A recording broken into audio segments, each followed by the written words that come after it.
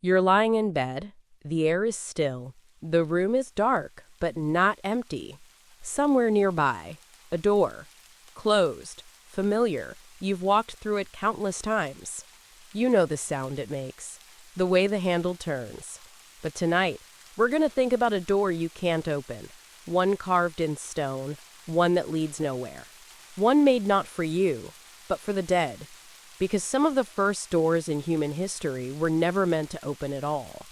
To find them, you have to travel back, far back, past the hum of cities, past clocks and concrete, back to a time when sand drifted freely across stone, when kings were buried in monuments, when the line between death and life was thinner. You are in Egypt now, around 2400 BCE, the Old Kingdom. The sun is high. The limestone glows pale and hot. You walk toward a mastaba, a flat-topped tomb made of mud brick or stone, low and wide, rising gently from the desert. There's no entrance, no front door as you know it. But inside, past narrow halls and small offering chambers, you find a wall, and in that wall, a door. Except it doesn't open. It's carved from the same stone as the wall around it, a shallow relief, an illusion. The shape of a door, sometimes framed, sometimes paneled, is chiseled with care. It has a threshold, a lintel, maybe even a handle, but it's all solid. There is no passage, no hinges, no room beyond. This is a false door, and in ancient Egypt, it is one of the most important features of the tomb, not for the living, but for the Ka, the spirit of the deceased. The Egyptians believed that the false door was a portal, a threshold between this world and the next. It was where the spirit would pass through again and again to receive offerings from the living, food, drink, incense, words. It wasn't symbolic in the abstract. It was real. The dead needed nourishment. They needed contact. They needed a way back. And the false door was their doorway home. You stand before it. It's quiet. But it's not empty. The wall is carved with hieroglyphs. A name, a title, a list of offerings, sometimes a prayer, sometimes a curse, warning anyone who disturbs the door that misfortune will follow. The false door was sacred, not a decoration, but a spiritual address. The Ka needed to find its way back to the body. The door gave it a place to enter. On special days, priests or family members would come to the tomb and present real food, placing it at the base of the door, bowls of grain, bread, beer, meat. The K, they believed, would pass through the stone, accept the essence of the offering, and return to the other world. But only if the door was respected, only if the name was remembered, and only if the rituals continued. There were rules. The door was almost always placed on the west wall of the tomb chapel, facing the land of the dead, where the sun set. The decoration followed a pattern. Panels representing door leaves, carved shelves to hold offerings, and inscriptions invoking the gods. Sometimes the owner was shown seated in front of a table, waiting, eternally, for the offerings to come. This was more than religion. It was architecture shaped by belief, an object designed not to function but to bridge worlds, a door you could see, but never touch. You're still standing in the tomb chapel. The air is dry, quiet, and heavy with time. The false door stands before you, not open, not closed, just present, silent, watching. You begin to notice more details. The surface isn't flat. It's carved with extraordinary care. Lines form panels, suggesting the shape of a real wooden door, though this one has never swung. Above the doorway, a lintel carries the name of the tomb's owner. Perhaps an official, a priest, a royal scribe. Not a king, but someone important, someone remembered. The Egyptians believed that remembrance was life. As long as your name was spoken, your soul endured. The false door wasn't just a monument, it was a promise. A way to be visited long after your breath had left you. The hieroglyphs weren't just decorative, they were spells, addresses, blueprints for the spirit. The Ka needed to know where to return. It needed direction, a name, a doorway. And so every element of the false door was intentional. The titles, carved in neat columns, the offering formula repeated across centuries, a voice offering of bread and beer, oxen and fowl, alabaster and clothing. The list was standardized, almost rhythmic, not because the dead were picky, but because tradition had power. You notice the shelf, low, carved like a stone table, where the living would place their offerings. Not just food, but words. The tomb visitor might speak aloud the name of the dead, recite prayers, or even read from the inscriptions. At that moment, it wasn't just a ritual, it was a presence. The Ka could hear, could receive, could pass through. But how? That part wasn't fully explained. The ancient Egyptians didn't need the how, they trusted in the is. The door was a boundary, a liminal space. The Ka didn't walk like you or me. It drifted. It emerged. It arrived. The false door didn't swing open. It vibrated with potential. A surface designed to be crossed without movement. Some doors were elaborate, flanked with columns, framed with inscriptions, even given color, red for power, blue for protection, black for eternity. Others were plain, eroded, weather-worn, but all shared the same purpose. To say, again and again, someone lived here, someone mattered. And so the tomb became a kind of house. The false door, the front entrance, the offering table, the kitchen, the carved scenes on the walls, daily life, pets, food, gardens, all meant to comfort and orient the soul. You didn't just die in Egypt, you moved into another kind of life, a quieter one, but one that still needed walls, names, and most of all doors. Eventually, kings would adopt the form. Pyramids were built with chapels. Inside them, false doors, shrines, stone portals painted to resemble wood, even elaborate doors meant to confuse robbers or honor the gods. The idea spread beyond tombs, into temples, into art, into belief systems. To look at a false door is to look at one of the first moments humans tried to design a spiritual interface, a flat surface that acknowledged two realities, the visible and the invisible. A door made not for function, but for faith. And thousands of years later, they still exist. Museums hold them. Sand still buries some. Others remain in place, inside tombs half forgotten. You can walk right up to them. Run your fingers along the grooves. The names may be worn, the prayers cracked, but the door still stands, still silent, still waiting. The desert fades now. You step gently away from the limestone. The false door is still behind you, solid, unmoving, unchanged, but its idea follows. The idea of a door not just as a passage, but as something meaningful. Something that guards, invites, separates, connects. A symbol. A promise. As civilizations rise and spread, in Mesopotamia, in Greece, in India, in China, the door slowly shifts from magic to mechanics.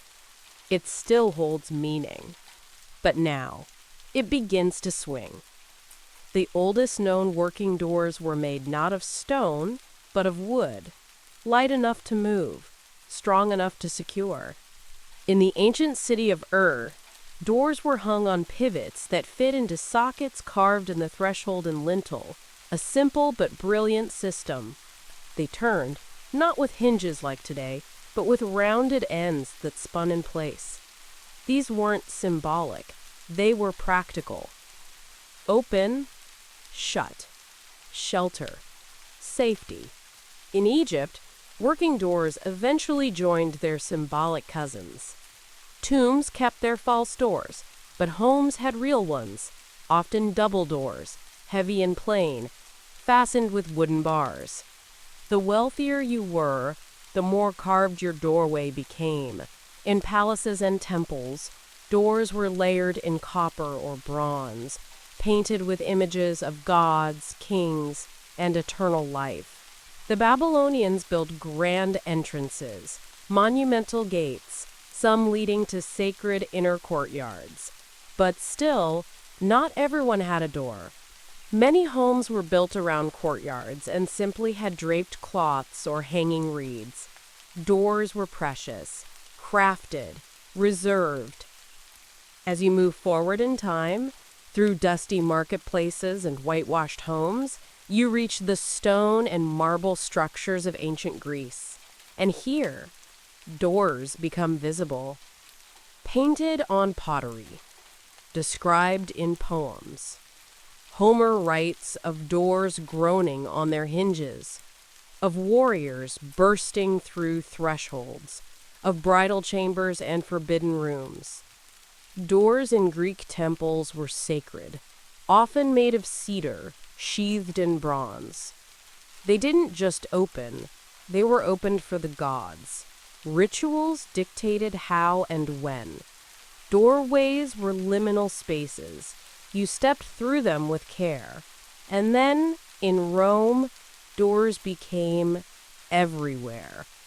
The Roman home, the domus, was built around flow. Atriums, peristyles, small rooms, large rooms, all connected by doors. Some slid, some folded. Many were locked with bolts and bars. The Romans were engineers. They refined the hinge, the latch, the threshold. They didn't just build doors. They organized lives around them.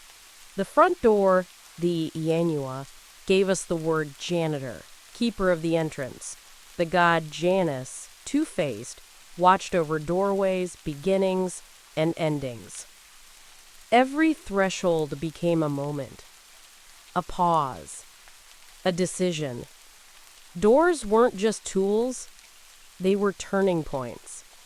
And as the Roman Empire expanded, so did the architecture of the door. Stone frames, wooden panels, metal inlays, handles shaped like lion heads or curled leaves. They were functional, yes, but also ceremonial. A door told you who lived there, what they believed, what they valued. Still, the sacred never left. In many Roman homes, small shrines stood near the door. Offerings to household gods. Protection. Transition. Passage. Stepping through a door still meant something. You entered a space. You entered a state. You were no longer outside. You were within. Poedi. Poedi. Now the world grows darker. The roads narrow. Stone replaces marble. Wood replaces bronze. You are in medieval Europe, a time of cold halls and heavy footsteps. And once again, the door becomes something more than just a barrier. It becomes a warning, a protector, a story carved in silence. Castles rise from the earth, thick with damp stone and moss. Their doors are massive, oak, iron-banded, sometimes studded with nails. not delicate, not symbolic. These doors are defenses. They're meant to resist force, battering rams, fire, siege. They swing on thick hinges, creak under their own weight, and groan when the wind pushes hard. To open one is to announce yourself. To close one is to brace. Inside these castles, doors mark boundaries. Between the great hall and the cold corridors, between public space and the private bedchambers, between servant and noble. To pass through some doors, you needed permission, rank, a key, reason. But outside the castles, something else is happening. Hey, I così lascianza. In small villages, cottages are built with timber frames and thatched roofs. The doors are simpler, lighter, and often hung unevenly. But even here, perhaps especially here, they carry meaning. On some, you'll find carvings, protective symbols, runes, or Christian crosses. Chalk marks, red ochre lines. These weren't decorations, they were talismans. Because a door wasn't just where people entered, it was where things might try to get in. Spirits, bad luck, sickness. And so, thresholds became sacred again. Stepping over one, especially into someone's home, came with rules. You never stepped in with your left foot first. You never turned back once you'd crossed. Some traditions placed iron beneath the doorstep to ward off evil. Others nailed herbs above the lintel. Rosemary, garlic, even wolfsbane. If someone important was visiting, you swept the threshold. If someone died inside, the body was carried out feet first, so their spirit wouldn't look back and stay. Doors weren't just architecture. They were rituals. And in churches, that ritual deepened. Cathedral doors, tall, arched, and carved with saints and stories, weren't just impressive. They were sermons in wood and bronze. To walk through them was to be humbled, cleansed, changed. Some were called portacoeli, gates of heaven. Others warned of what lay beyond. Hell mouths, demons, flames. You looked up before entering. You bowed your head. You passed beneath images of judgment, sacrifice, and salvation. But not all doors led to divinity. Some led to punishment. Medieval cities had prisons, and prison doors were the opposite of holy. They were small, thick, iron-bound, hidden in alleys or beneath steps. A man could disappear behind one and never be seen again. The sound of that door closing was final. Meanwhile, in monasteries, doors became part of rhythm. The door to the cloister, the door to the scriptorium. The bell rang. The door opened. The bell rang again. The door closed. Silence fell. The monks passed through slowly, wrapped in robes, moving from light to shadow and back again. The door became a marker of time, of movement, of choice, and always of change. You stand before one now. It's old, cracked, heavy. The iron is rusted, the wood is scarred, but the handle, smooth from centuries of hands, still fits in yours. You push gently. It opens. And beyond it, another chapter begins. Now. Time softens now. The clang of armor fades. The echo of stone footsteps gives way to something warmer. A crackling fire. A kettle boiling. The sound of a latch, quietly lifted. You're in a home. Not royal, not sacred, just ordinary. But for the first time in history, the door in front of you might really feel like yours. As the Middle Ages transition into the Renaissance, homes begin to change. They grow sturdier. More rooms, more corners, more inside. And with that growth comes something new, a growing need for privacy. The door is no longer just a front-facing defense or a spiritual gate, or a social checkpoint. It becomes interior, domestic, familiar. The first interior doors, simple hinged wooden panels, begin appearing between rooms. They don't always lock. Some don't even latch. But they swing, they separate, and in doing so, they give space new meaning. You're not just inside, you're alone. That might not sound like much, but it's a revolution. For centuries, homes were communal spaces. Families cooked, worked, and slept in the same room. Now, with walls and doors, a new idea creeps in. Boundaries. You close a door and you can think, you can breathe, you can be unseen. And so the door starts changing shape again. Handles become more refined. No longer just latches and hooks, but knobs, levers, and crafted pulls. In wealthier homes, they're made of iron, brass, even silver. Hinges are strengthened, and the creak of old wood becomes the soft click of a well-made mechanism. In the countryside, cottages still rely on handmade doors, uneven planks fastened with nails, sometimes painted, sometimes left bare. But in cities, carpenters begin to specialize. Doors become part of the home's personality. Carved, paneled, polished. By the 17th and 18th centuries, doors gained style.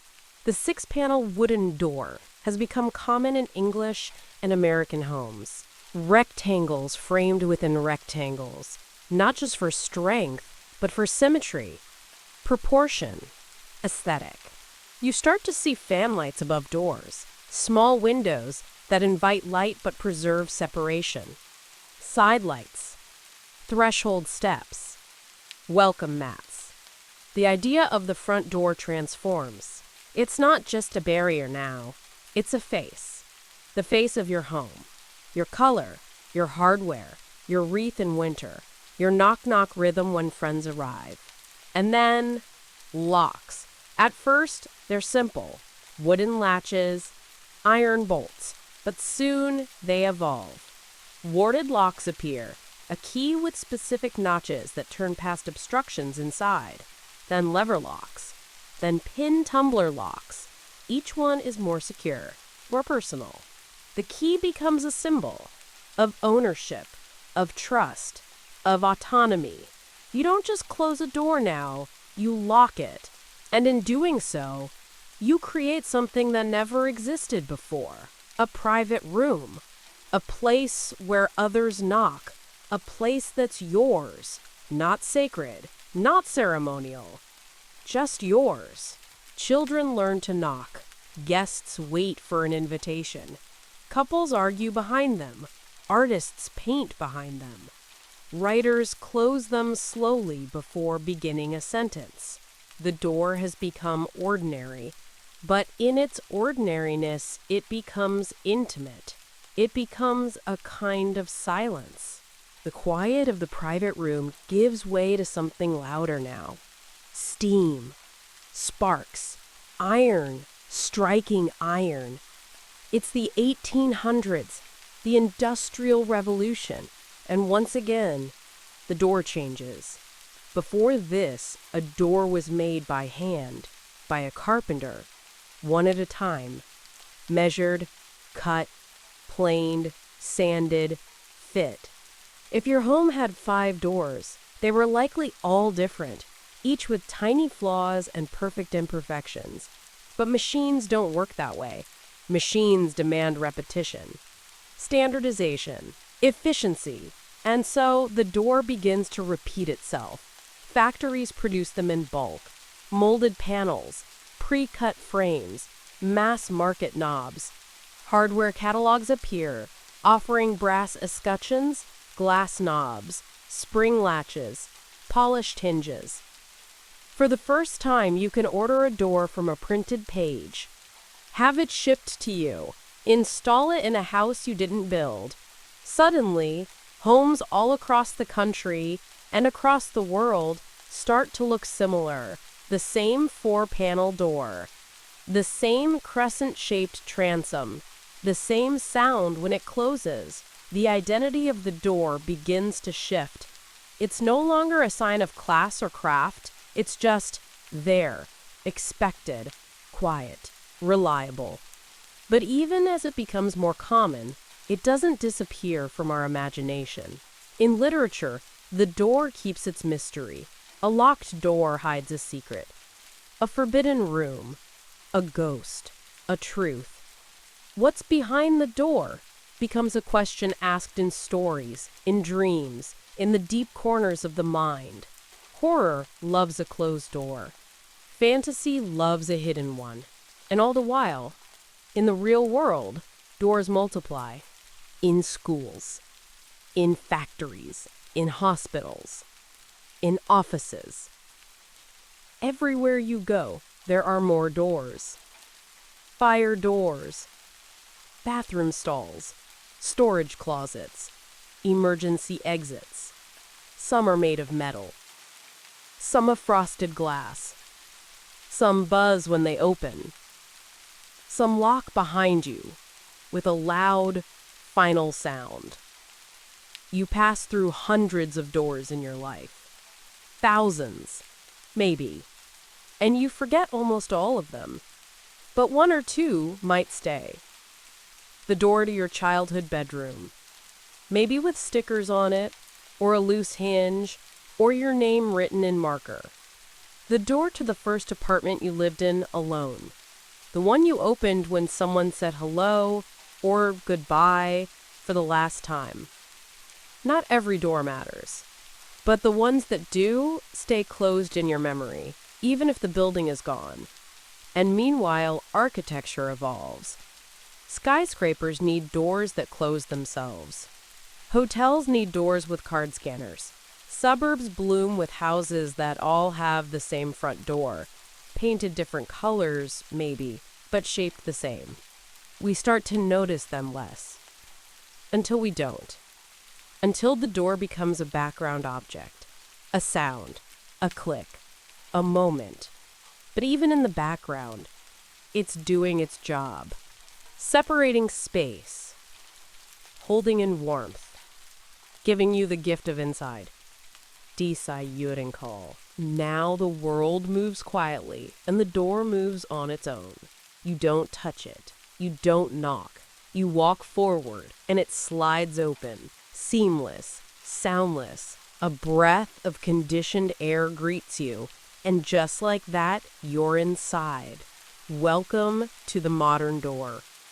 You find them everywhere now, in grocery stores, airports, office buildings, hospitals. Automatic doors sense your presence. They adjust their timing. They wait just long enough. They close without a goodbye. They don't need you to push or pull. Just approach. The world reacts. But this isn't just about convenience. It's about invisibility. The door no longer says, "Here I am." It whispers, "I've already opened for you." Smart homes join in. Your front door might unlock with a code, or a fingerprint, or an app. You can check if it's closed from across the world. You can watch through the camera on the doorbell. You can let someone in with your voice or your phone, even while you lie in bed, miles away. No key, no knob, no sound. Just a quiet click from the other side of the system. Privacy now is digital. Doors know when to lock themselves. They ping your phone when left ajar. They store passcodes for guests, temporary codes for deliveries, backup keys in small boxes with Bluetooth access. The idea of who can enter has shifted. It's no longer just who has the key, but who has permission. From the software, from the settings, from you. Even inside the home, doors have changed. Frosted glass lets in light, but keeps your secrets. Soundproof panels turn offices and bedrooms into private sanctuaries.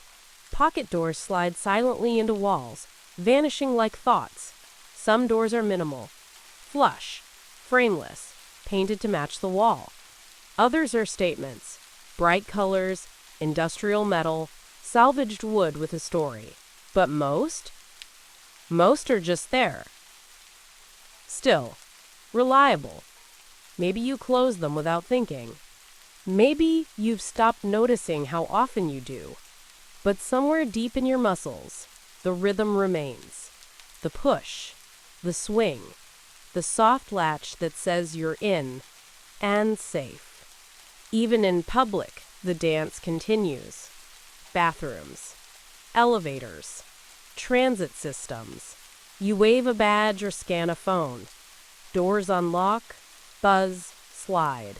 You pass through checkpoints, airlocks, revolving panels. The door is still a decision, but faster now, more seamless, less seen. And yet, the symbolism remains. In movies, a closed door still means suspense. In dreams, a locked door still frustrates. In stories, the final door still leads to revelation. Or rest. No matter how smooth the surface becomes, we still know what it means when someone shuts the door. A boundary has been drawn. A space has been defined. And even in the most advanced homes, there's comfort in hearing it. That final click at the end of the day. The pause. The stillness. The knowing that the world is now outside. The technology is fading now. The sensors dim. The screens go quiet. You're not thinking about smart locks or glass panels anymore. You're thinking of something older, simpler, quieter, a door you remember. Maybe it was heavy. Maybe it was hollow. Maybe it creaked when you pushed it, or slammed when the wind caught it. Maybe you stared at it for a long time before you had the courage to walk through. Because some doors aren't just objects. They're moments, beginnings, endings, in-betweens. We talk about them without thinking. Closing the door on that chapter. Opening new doors.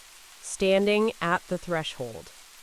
The language of doors is the language of change, and deep down, we know it.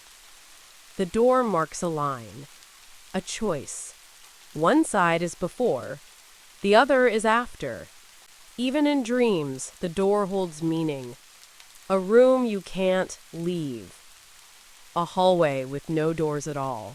A door that won't open no matter how hard you turn the knob. It's not just architecture. It's your subconscious, shaping space into story. Doors don't just lead somewhere. They say something. A locked door says not now. An open one says, come in. A cracked one says, almost. And a door left swinging in the breeze? That's a feeling too, of freedom or forgetfulness, or maybe just the summer air moving through an empty house. Some doors aren't even real. They're thresholds we remember. The hospital door you walked through at night. The front door that didn't close properly during the storm. The bedroom door you left half open so your dog could nudge it with his nose. They stay with you. Not because they were remarkable, but because something happened on the other side. And when you look back, not at the event, but at the place, it's the door you remember. Even in art and story, the door persists. It's the wardrobe that leads to another world, the trap door that opens beneath your feet, the cellar you shouldn't have gone into, the door you knock on when you have nowhere else to go. It's where tension lives, where transformation waits, the quietest prop with the loudest meaning. Because in the end, the door is never just wood or glass or steel. It's a question. Do you go through? Do you stay out? Do you wait? Or do you knock? And sometimes, it's not about what's on the other side. Sometimes it's just about closing it. The sound, the finality, the peace, the feeling that now, for a moment, you are safe. You are still, and nothing is expected of you. Not until you open it again. And now, we're back. Back in the room you started in. The lights are lower. The sounds are softer. Your breath is slower now.